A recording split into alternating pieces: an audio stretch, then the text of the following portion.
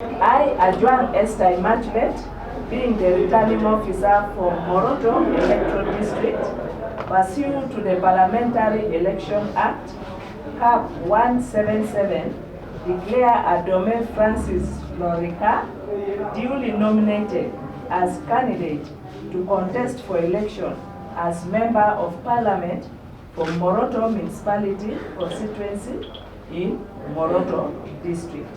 You are a flag bearer, NRM. NRM oye! NRM oye! Mzee oye! Sawa. And this is your copy. Yeah, you can read Please keep it well. Please come outside. All aware that as an NRM party, we are here to protect the gains that we have managed to achieve for all this time, especially when it comes to economic transformation, transforming the communities, the local communities, from peasantry to middle-income sectors. As you've seen, the programs that have been rolling, the big game and so forth. So ours is mainly to ensure that progress goes on as we monitor closely to see how we can change the lives of our people. Of course, as Karamoja sub-region, I can proudly say that we achieved this, and that was the most important thing that I believe will bring development to our region. As we speak now, right from south to north of Karamoja sub-region, we have stable peace. That's why you're seeing investors coming in, you're seeing the factories coming in that are going to create opportunities for people in terms of employment. And all this reflects on the economy, the local economy, that of course will also support the nation. Yeah, so I only want to assure the people of Karamoja that stand with the NRM party. We have no other party, we only have the NRM. And for the last 40 years, you've seen the changes that have been done. You've seen the substation here, power, which is mainly targeting all the industries that come here. So as I speak, I'm proud to say Karamoja is actually the next, it's actually the only opportunity now that we have as government to ensure that we transform the whole country. Because if you look at the minerals that are here, and now we're focusing on that, we're looking at the minerals, we're looking at agriculture and so forth. So the only hope for this government now is to see how we can manage the minerals here so that we can utilize them, but mainly also to look at the people. That's why we had to come in to also protect surface rights and so forth, how the local communities benefit from this. Yeah, so these are some of the things. And then the challenge that we have mainly here is the water problem. Lack of water for production. So production is also, we have a challenge here. So we're looking at how we have to do irrigation to ensure that we go both for commercial and subsistence water we to also export across and also for water as pastoral. We are creating also dams in every district. And then the issue of education, of course, is the main thing that can unlock the potential here. That is why in my manifesto, which is in line with that of NRM, I put emphasis on education, I put emphasis on health. So we are looking at what we call compulsory free education, secondary education. So we have talked to government to promote here in Karamoja sub-region so that we are able to roll out youth who have been actually being recruited constantly in the area and so forth. So that now we can break that chain and make sure they are all in school so that we can be able to unlock the potential.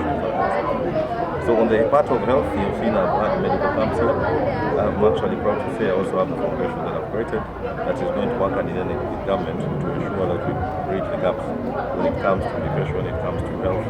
Yeah, that's why I always have medical camps, surgeons coming from Canada and different parts, targeting about 30,000 people. And free medication, free surgeries and everything. Yeah, so I have a lot.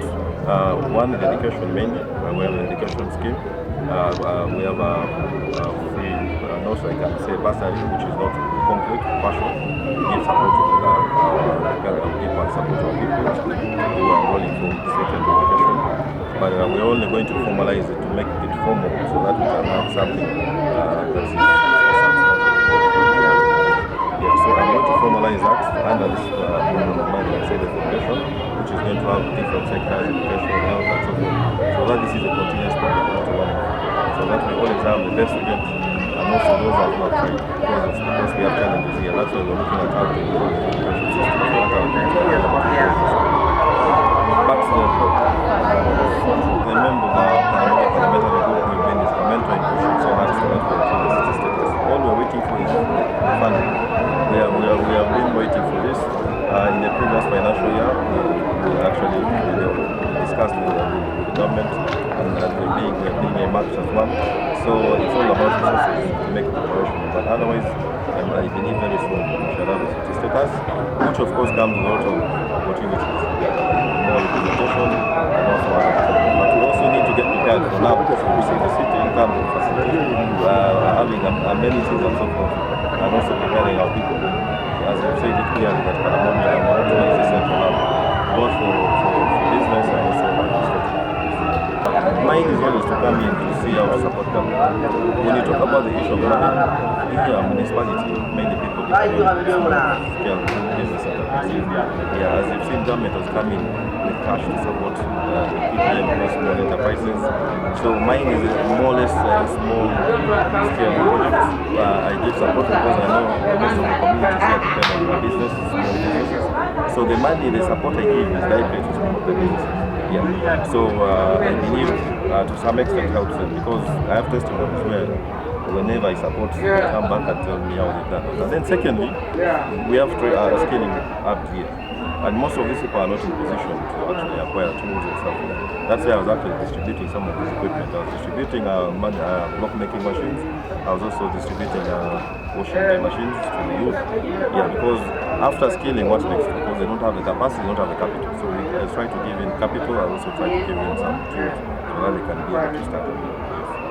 So the issue of monetizing, the money issue is, I don't think there's a challenge of supporting financially someone who is in business. Yes, because as I told you openly, it's not only that, we've seen the tools that we give, and then of course, here people have proposals, business proposals. So what we do is cluster them into groups and also give them support. But there are those ones who directly need support, like medical, and maybe they are referred somewhere and they need some financial support to be able to go and pay their bills and so forth. Yeah, so that is why previously government was putting a lot of emphasis, but they realized that there is need for every home to at least have some money. That is why they talk about the money economy. At least make sure there is some money going to every home so that they can be able to survive. And also, of course, it's about financial literacy, they can be able to move forward.